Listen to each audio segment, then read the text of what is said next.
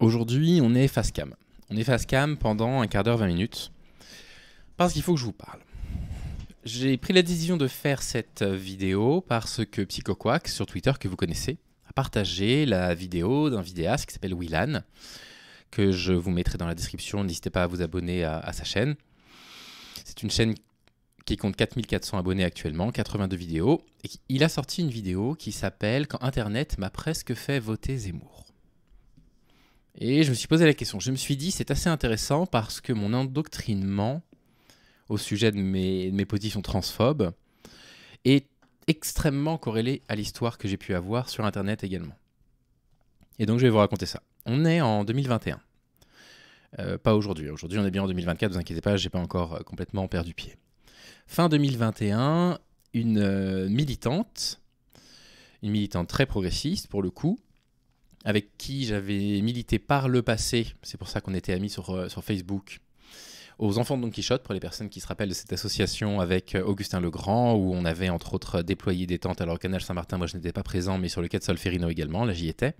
C'était très mal terminé d'ailleurs avec les flics qui ont chargé quand les journalistes sont partis après avoir couvert l'événement, qui ont balancé les affaires des SDF dans l'eau, etc. Et elle partage sur sa page Facebook un appel. Elle cherche des personnes qui souhaiteraient rédiger un texte et éventuellement, si le texte était sélectionné, participer à un concours d'éloquence féministe dont le thème était « Les droits de l'homme, une violence contre les femmes ». Point d'interrogation. J'étais déjà très intéressé par les questions féministes, j'étais déjà assez progressiste et vous verrez l'ironie de cette phrase dans quelques instants. Et je m'étais dit pourquoi pas, je côtoyais des féministes qui étaient « Ah, vous êtes féministe ». J'ai même côtoyé une porte-parole de féminisme à cette période-là. On n'a jamais eu de relation ensemble, mais on était amis. Et donc j'étais très sensibilisé à ces questions. J'ai grandi dans une famille avec une partie relativement progressiste et une partie au contraire un peu conservatrice, et ça va jouer pour la suite de l'histoire. Je me suis dit pourquoi pas, j'écris un texte, je suis sélectionné, je participe au concours d'éloquence, je finis deuxième. Ce concours d'éloquence, je ne peux pas vous le montrer malheureusement, il était en ligne, j'en étais extrêmement fier, mais il était avec mon vrai nom. Et le problème, c'est que Poutacritique, folle à chier à l'époque, qui s'appelle maintenant, je ne sais plus, la folle démuselée ou Panique morale, quelque chose comme ça, et Psychodélique ont repartagé cette vidéo sur Twitter. Je n'avais pas du tout l'idée qu'ils puissent retrouver cette vidéo, qui n'était pas du tout partagée sur mes réseaux, c'était partagé sur d'autres réseaux, et donc mon prénom, mon nom de famille, mon adresse ont été doxés sur Internet. C'était au mois de juin. Et c'est depuis d'ailleurs ce moment-là que je ne vais plus travailler sur mon lieu professionnel, que c'est mon remplaçant qui travaille à ma place. Merci les amis, avec les menaces de mort, c'est de pire en pire actuellement. Soit, peu importe. Je ferme cette parenthèse. J'y rencontre beaucoup de féministes brillantes. J'en rencontre deux qui m'ont beaucoup inspiré. Une qui s'appelait Clara, une qui s'appelait Oriane. Et Clara en particulier m'encourage et me dit, en fait il faut y aller maintenant. Maintenant il faut militer sur Internet. Et donc je m'y mets. Je crée la chaîne Foilier quelques semaines après. Quelques mois après. Et je commence par des thématiques que j'ai l'impression de comprendre, de maîtriser. À savoir la charge mentale, à savoir les difficultés judiciaires que rencontrent les femmes qui subissent des violences. Je partage ça. Et je suis très rapidement repéré par le mouvement Radfem, par certaines personnes du mouvement Radfem qui mettent en avant mes vidéos. J'ai des premiers échanges avec elles. Et ma radicalisation commence à ce moment-là. Je n'avais jamais entendu parler de la question trans en France. Jamais. Je ne savais pas de quoi il s'agissait. Je n'avais pas d'opinion, a priori, si ce n'est l'opinion qu'on peut, j'imagine, à peu près tous et toutes avoir de la transidentité quand on ne réfléchit qu'avec son instinct et qu'on ne lit rien, à savoir que c'est un peu étrange, parce que quand on est un homme, eh ben on est bien un homme, et quand on est dans un corps de femme, on est bien une femme. Et j'allais pas plus loin. Et cette évidence-là m'a perdu, alors que j'étais quand même bercé d'un côté de ma famille par des idées très progressistes, et puis beaucoup moins de l'autre côté. J'ai toujours été dans le bon sens dans ma vie, sur ces questions-là, toujours. Quand j'avais 11 ans, j'ai demandé à militer avec Amnesty International, par exemple. J'ai eu des échanges de courriers avec des condamnés à mort aux États-Unis. Je devais avoir 16 ans quand j'ai fait ça. J'étais toutes les manifestations contre l'extrême droite. J'étais dans les rues quand il fallait défendre la possibilité pour que les couples homosexuels se marient. J'ai toujours été du bon côté de ces choses-là, et pas là. Là, à cause de mon instinct de base, je me retrouve du mauvais côté.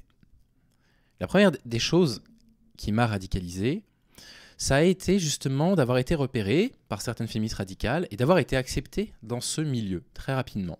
Et là, il y a un côté très puissant qui va jouer. Il y a une sorte de renforcement de l'ego, qui est un vrai ennemi, ça, je le sais très bien aujourd'hui. Et étant donné que je me sens un peu privilégié, je me dis, bon bah voilà, je suis littéralement le seul homme qui milite avec elle, c'est que je suis dans le vrai.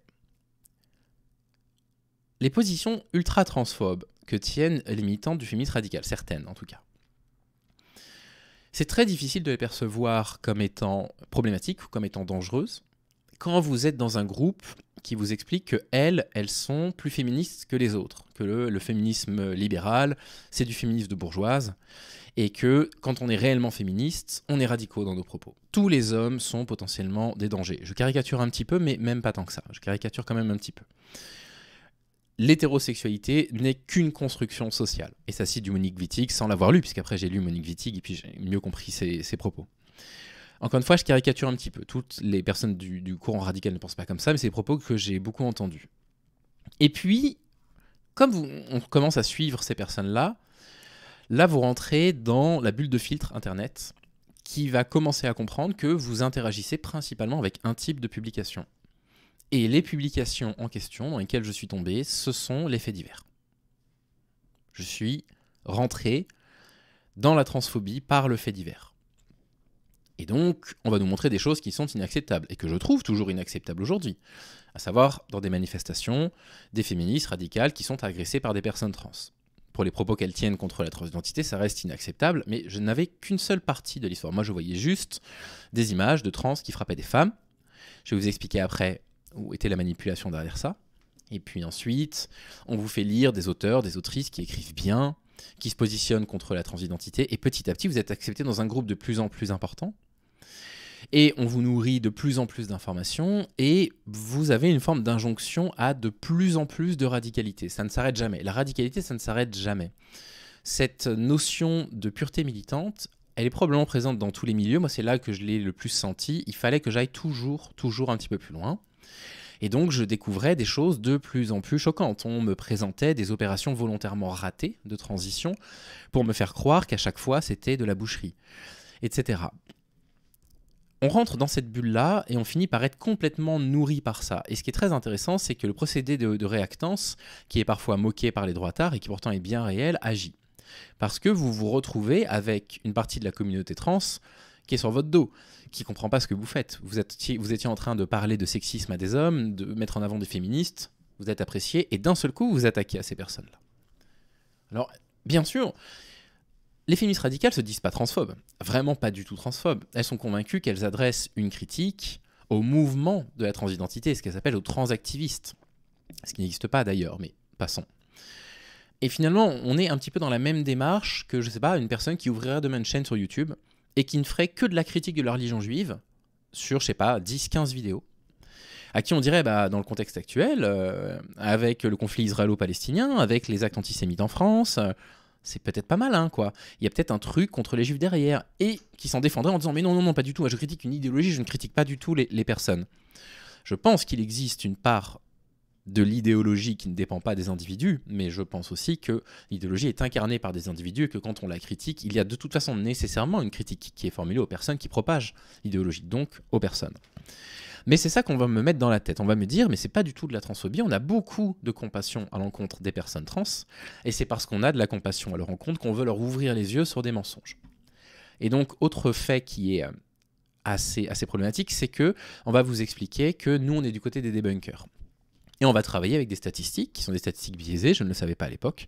On va travailler avec du fait divers, qui est du fait divers toujours scindé, ça je vais pouvoir vous en parler parce que j'ai pas mal d'exemples. Et on va appeler à votre émotion. On a appelé à mon émotion. Comment on a appelé à mon émotion? Plusieurs façons différentes. Déjà, j'étais soutenu à l'époque par une association trans. Une association trans qui a quand même pignon sur rue, qui lutte contre la médicalisation des trans mineurs. Je ne dis pas qu'il n'y a pas de questions à se poser, Bien sûr qu'il y a des questions à se poser. Très important de se poser des questions sur nos pratiques actuelles, pourquoi on fait les choses, est-ce qu'on les fait bien, est-ce qu'il n'y a pas de risque quand on les fait, c'est très important. Mais là, il militait contre. Et donc, je m'étais dit, puisque toutes les personnes trans me disaient, écoute un peu les concernés, je me suis dit, je les écoute là, les concernés. J'écoute des concernés, j'écoute des personnes trans qui me disent bravo pour votre travail, il faut continuer à détricoter l'idéologie trans, le transactivisme. Bon. Donc vous voyez, on est quand même absolument convaincu du coup d'être du bon côté de l'histoire.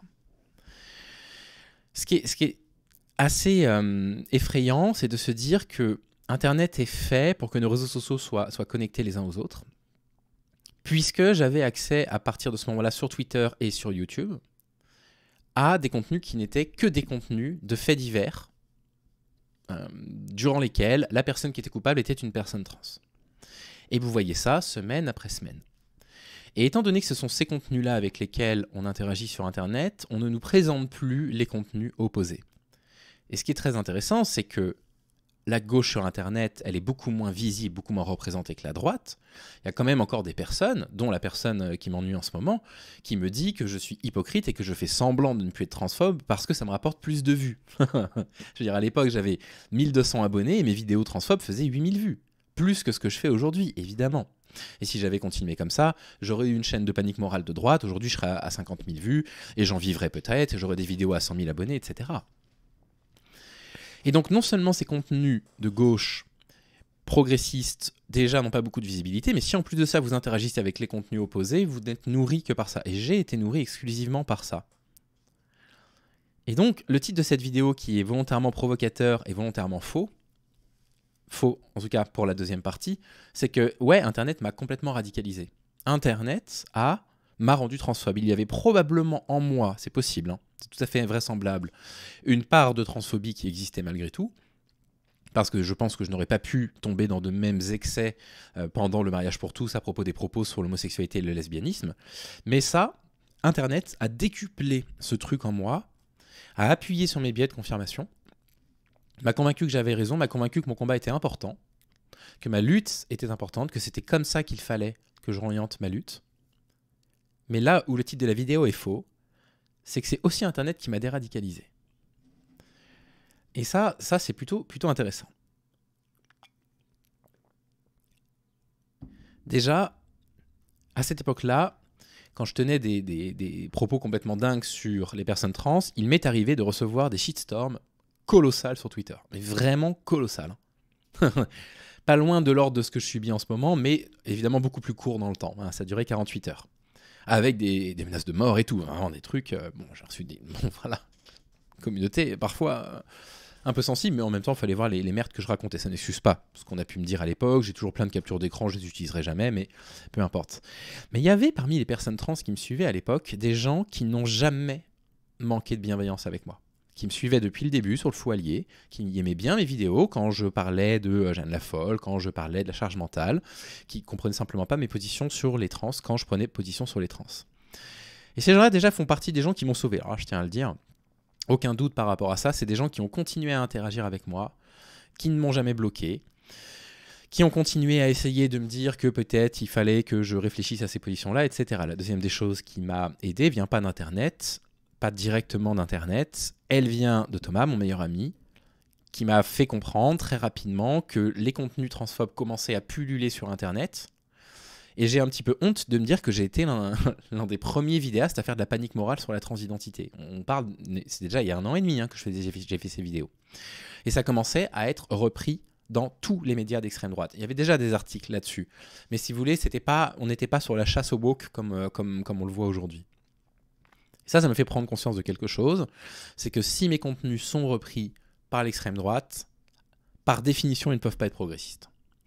Et c'est pas une obligation d'être progressiste dans sa vie, mais c'est quelque chose qui est important pour moi.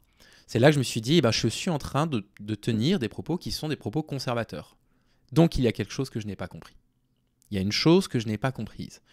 Et c'est là que j'ai commencé mes recherches. C'est là que j'ai commencé à lire des gender studies, à m'y abonner. J'en ai parlé. Je vous ai parlé de quelques auteurs. Je vous ai présenté 2 ou 3 articles par le passé. Et là où Internet m'a sorti de là, c'est que d'un seul coup, j'ai commencé à interagir avec d'autres types de publications Et j'ai vu l'envers de la manipulation, le lavage de cerveau dans lequel j'étais tombé. Je crois que le truc qui m'a le plus marqué, de très loin, c'était quand on m'avait partagé une vidéo de femmes qui étaient très chahutées par des personnes trans à Melbourne dans une université. Et, vidéo hors contexte, bien sûr, c'était partagé par les comptes trans que vous connaissez, les comptes trans les transphobes les plus importants que vous pouvez imaginer, avec écrit « Les femmes font une conférence sur les droits des femmes et des trans viennent les attaquer ». Et là, j'ai eu une toute petite alerte, une alerte zététique, comme disent, dans la tronche en. J'ai eu une toute petite alerte. Je me suis dit, attention, peut-être que le truc n'est pas complet. Donc j'ai réussi à retrouver la vidéo complète, et la vidéo complète. Non mais ma parole. C'était des femmes qui faisaient une conférence pour expliquer pourquoi il ne fallait pas laisser les gens transitionner. J'ai caricaturé, excusez-moi, enfin, qui voulaient mettre en tout cas des bâtons dans les roues pour les personnes trans qui voulaient transitionner. À l'extérieur, il y avait des personnes trans qui manifestaient en disant les meufs, on vous dérange pas. Enfin, je veux dire, c'est quand même nous qui sommes concernés, vous parlez sans nous. Et là, il y a des fachos d'Australie qui sont venus pour les dérouiller, mais vraiment les dérouiller. Et donc, ce qui est passé, c'est que les personnes trans sont rentrées en catastrophe à l'intérieur de l'amphithéâtre, et là, il y a eu des échauffourées, effectivement. Et quand vous voyez ça, vous vous dites, attends une seconde, je vais revenir sur mon Twitter, je vais revenir sur les vidéos que j'ai partagées, et je vais faire le même travail. Et ben, ça peut paraître dingue, mais à quelques exceptions près quand même, il y a quelques exceptions près où j'ai vu des choses qui ne sont absolument pas normales. Absolument pas normal. Je veux dire, quand je vois une vidéo de Sacha Anxiety qui arrache une pancarte certes transphobe qui n'a rien à faire ici et asséner un coup de poing à une militante le jour de le 8 mars en plus, ça n'est absolument pas normal, il n'y a aucun problème. Mais j'ai aussi vu des vidéos qui étaient complètement sorties de leur contexte, où clairement les trans étaient agressés et se défendaient. Et moi, j'avais partagé le petit bout de vidéo qui était partagé sur les réseaux sociaux. Ce qui est fou, c'est que il faut savoir que dans mon public actuel, il y a encore pas mal de femmes qui venaient de ce militantisme-là et qui ont évolué avec moi, qui m'ont vu me poser des questions sur ce sujet-là. Alors, il y en a d'autres qui n'ont pas compris, bien sûr. J'en ai déjà beaucoup parlé. Mais quand j'ai annoncé que je changeais de position, le CAPP, Mélissa, d'autres anciennes RADFEM, encore aujourd'hui, m'ont traité d'hommes qui faisaient travailler les femmes gratuitement, d'agresseurs, d'hypocrites. On dit c'est un agresseur parce qu'il connaît nos vrais prénoms. Donc ça s'est pas bien passé avec certaines, mais il y en a d'autres avec qui ça s'est bien passé, qui m'ont quand même suivi. Et aujourd'hui, je suis vraiment très fier d'elle parce qu'on s'est vraiment lavé de ça. On s'est lavé complètement de ce truc-là. Ça nous a permis aussi de rencontrer de plus en plus de personnes trans. On se fiche complètement de cette information-là, mais il se trouve que c'est une femme trans qui est l'administrative de mon Discord. Et c'est une femme extraordinaire, je l'adore. Vraiment Ferry, mais je t'aime du fond du cœur. Et côtoyer ces personnes-là nous a complètement ramené à la raison. Dès l'instant où j'ai fait mon coming out trans, dès l'instant où je l'ai fait, mon coming out transphobe, pardon, pour dire, non, j'utilise des mauvais termes. Dès l'instant où j'ai dit je ne suis plus transphobe, c'est ça que j'essaye de dire. Pardon pour le mésusage des termes. D'un seul coup, la communauté trans s'est réintéressée à moi. Et je n'ai quasiment pas eu la moindre rancœur. Quasiment pas. Au début, il y a eu une prudence, évidemment. J'ai dû partager 10 ou 15 vidéos en l'espace de 6 mois contre les trans sur ma chaîne. Internet m'a permis aussi de me déradicaliser parce que je me suis reposé des questions sur des choses qui me paraissaient évidentes. Typiquement, la présence des femmes trans dans les prisons pour femmes. Et on me disait, comment est-ce que c'est possible d'enfermer des femmes trans qui ont violé des femmes dans la vraie vie dans les prisons pour femmes ? Et donc évidemment, je criais aussi au loup par rapport à ça. Je me suis aperçu de plusieurs choses. Premièrement, que déjà c'était rare, extrêmement rare. Deuxièmement, que souvent il y avait des quartiers pour les personnes trans dans ces prisons-là. Et troisièmement, que les fois où ça se passait mal étaient très rares. Ça ne veut pas dire que c'est pas scandaleux. Et ça ne veut pas dire qu'il ne faut pas continuer à se poser des questions par rapport à ça. Comment on fait quand on doit mettre une femme trans en prison ? Et à l'époque, j'étais tellement radical dans ma façon de penser que je me disais il faut protéger les femmes avant tout. Et je n'avais même pas l'idée de lire ce qui arrivait aux femmes trans dans les prisons pour hommes. J'avais même pas eu l'idée de lire ça. Parce que j'étais radical. Ultra radical. Et quand vous lisez les témoignages de femmes trans qui sont dans des prisons pour hommes, vous ne pouvez pas juste être sur une position qui dit elles doivent pas être enfermées avec des femmes, il faut les enfermer avec des hommes. Vous êtes obligé de vous dire non mais attends, là on est face à un faux dilemme. Qui déjà concerne assez peu de personnes, mais ces peu de personnes-là, violeurs, pas violeurs, violeuses, pas violeuses, ne méritent pas de subir des viols en prison à leur tour. Ça fonctionne pas comme ça, en fait. On n'est pas dans un système de loi du talion. Et donc je suis revenu évidemment sur cette position aussi, à l'évidence. La présence des femmes trans dans le sport peut interroger. On n'arrêtait pas de me dire « Oh regarde, il y a encore une femme trans qui a gagné une compétition chez les femmes ». Et j'ai été abreuvé de ça.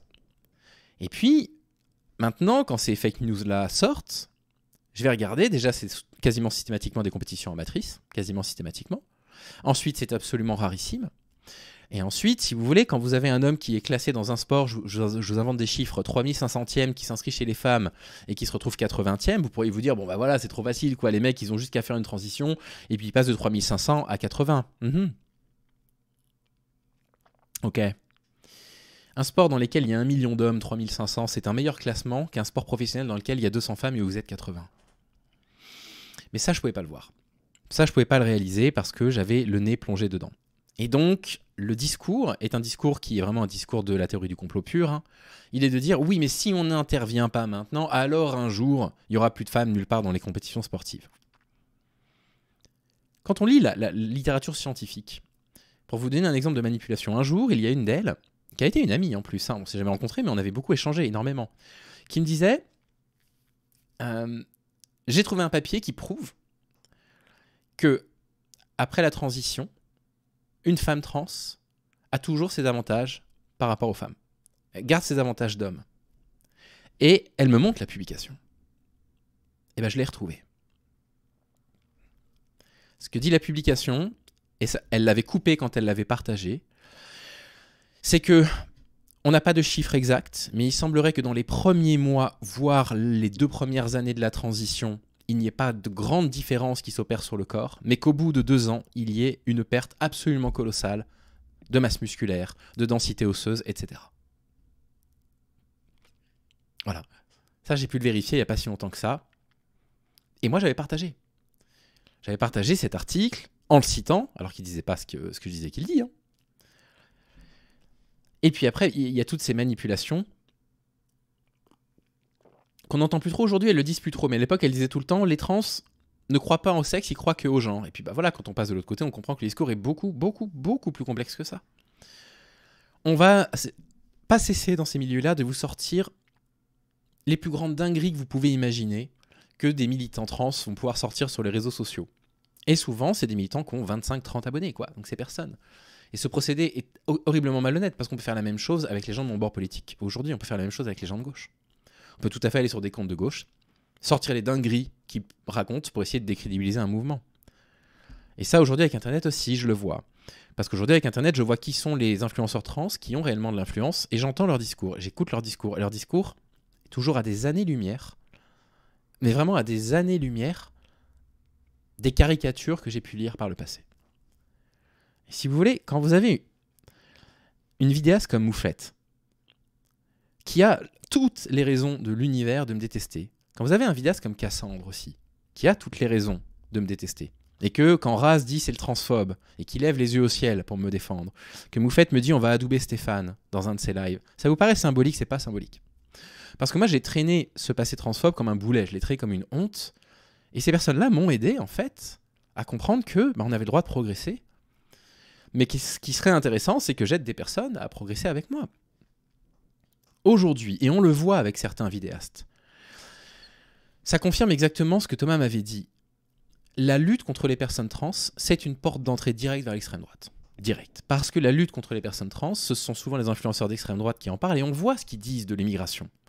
Parce que les luttes antiprogressistes sont portées par la droite, par l'ultra-droite, par l'extrême droite, et qu'on voit leur position sur d'autres terrains. Et donc, si vous rentrez dans cette bulle de filtre de la transphobie, vous allez rentrer dans une bulle de filtre extrêmement puissante d'islamophobie, de racisme, alors d'antisémitisme en ce moment. D'un seul coup, l'extrême droite ne serait plus antisémite parce qu'ils détestent juste un tout petit peu plus les Gazaïdes que les Israéliens, mais vous inquiétez pas, ça reviendra un jour et assez rapidement. Les Juifs n'ont jamais été tranquilles en Europe de leur histoire, donc ça va leur retomber dessus, les pauvres. Bref, Internet m'a radicalisé, mais Internet m'a déradicalisé aussi. Et je ne pourrais pas vraiment plus remercier. J'aurais trop de personnes à remercier, je ne vais même pas le faire parce que du coup je vais en oublier. Et ça va être vexant. Ce que je veux vous dire, c'est que vous bloquiez sur Internet des gens parce qu'ils vous agressent, il n'y a pas de problème. Je pense une chose assez saine. Que vous bloquez des gens qui essayent de vous proposer un contre-discours n'est jamais bon. Et aujourd'hui encore, je ne bloque pas les personnes qui disent des trucs de faf sur ma page. Ce sont des opinions. Ça me permet même de comprendre un petit peu où sont leurs paniques morales, où sont leurs failles. Là, récemment, j'en ai parlé dans la vidéo qui est hier. Vous voyez, moi, c'est très intéressant pour moi d'être abonné à des comptes qui disent penser que Stanislas, le lycée, a été fermé simplement parce qu'il faut en vouloir à la nouvelle ministre de l'Éducation. C'est très intéressant de voir comment ils raisonnent. Et ça résonne avec mon passé. Mais ne bloquez pas les gens simplement parce qu'ils ont une opinion différente de la vôtre s'ils essayent de l'exprimer de façon polie. Parce que ça pourrait vous faire progresser. J'aurais tellement à dire sur la question un jour. Je sais qu'il va falloir que je fasse une vidéo écrite. Je pense qu'elle fera 2 heures. Parce que je voudrais vous montrer ces choses-là. J'ai récupéré une grande partie de ces publications sur mes réseaux et sur les réseaux des pages ouvertement transphobes que je vois encore. Et je vois la désinformation et j'arrive à voir de l'autre côté la réalité et comment ça a été déformé. Donc il faudra que je le fasse un jour. Parce que la communauté trans, c'est probablement l'une des communautés qui souffre du plus grand nombre d'idées reçues, de fake news à leur encontre. Je peux vous parler d'une dernière chose, c'est la présence des personnes trans qui font la lecture à l'école. Ça se passe très bien, absolument partout, comme j'ai pu le lire récemment, j'allais faire pas mal de recherches. Et de temps en temps, on tombe sur des dingueries. On tombe sur des personnes trans qui donnent des cours à la sexualité aux enfants en dansant devant eux avec des strings. Eh ben, c'est une dinguerie. Et le problème n'est pas que ces personnes-là soient trans. Le problème, c'est que ces personnes-là ne comprennent pas ce que c'est qu'un enfant de 6 ans. Et si on choisit de faire de la panique morale en se centrant sur ces personnes-là pour dire l'éducation et la sexualité est un danger, on tombe dans une panique morale pure d'extrême droite. Vous voyez le lien, il est facilement fait. Voilà. Mon but n'est pas du tout de convaincre certaines rats de femmes qui regardent cette vidéo. Elles vont le regarder. Elles la regarder, je pense. Elles auront des choses à dire. C'est normal. Certaines continuent à me le dire poliment. Mon but, c'est simplement de vous demander d'être un tout petit peu prudent et prudente à ce que vous partagez. De faire un tout petit peu attention. Je sais que vous pouvez vous sentir extrêmement sensible par rapport à cette question-là. Mais votre sensibilité ne vous donne pas forcément raison sur ces sujets. On a eu tort. On a eu tort ensemble. J'ai eu tort avec vous. On a vraiment eu tort sur toute la ligne. Quand vous dites « lol, aujourd'hui, ils savent pas dire ce que c'est qu'un homme et qu'une femme », la réalité, c'est pas ça. La réalité, c'est que quand on veut définir ce que c'est qu'un sexe d'un point de vue biologique, tout le monde est capable de le faire. Quand on veut définir ce que le genre sous-entend comme étant un homme et une femme, ça, c'est beaucoup plus difficile. C'est beaucoup plus difficile parce que si je vous demande à vous des stéréotypes sexistes sur les femmes, vous n'aurez pas les mêmes stéréotypes sexistes qu'une autre personne aura sur les femmes. Et donc, c'est très compliqué de se dire, quand on entend genre féminin, voilà ce que la société entend. C'est beaucoup plus complexe qu'il n'y paraît. Aucune personne trans sérieuse n'a jamais dit qu'il existait 95 sexes, comme j'ai pu le lire récemment. Aucune personne trans sérieuse ne dit qu'on évolue dans le spectre du sexe au cours de notre vie comme des hermaphrodites. Si vous avez lu ça, c'est des dingueries. Aucune personne trans sérieuse ne dit ça. Je pense que vous avez été radicalisé comme moi. Je pense qu'il faut vous déradicaliser rapidement. Maintenant, voilà, le message est passé. Je voulais vous parler de ça. Merci à PsychoQuack d'avoir partagé cette vidéo de Willan. Bravo Willan d'avoir eu le courage de parler de ton expérience avec le zémourisme. Et puis, écoutez, prenez soin de vous. À très vite.